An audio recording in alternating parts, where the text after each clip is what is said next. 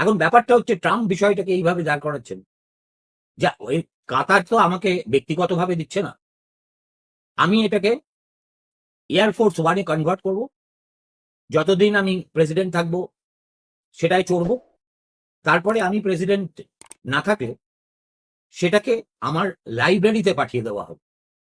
কথাটা শুনলে আমাদের একটু ঝটকা লাগে, সেটা হচ্ছে একটা গ্রন্থাগারে একটা প্লেন থাকে কি করে, তাও প্যালেস অন দ্য স্কাই। এই ছবিটা যদি একবার আপনারা গুগল খুলে দেখেন তাহলে বুঝবেন যে সহস্র বাজ পাখি এক করলেও এই প্যালেস অন দ্য স্কাই এর ধারে কাছে আসতে পারবে।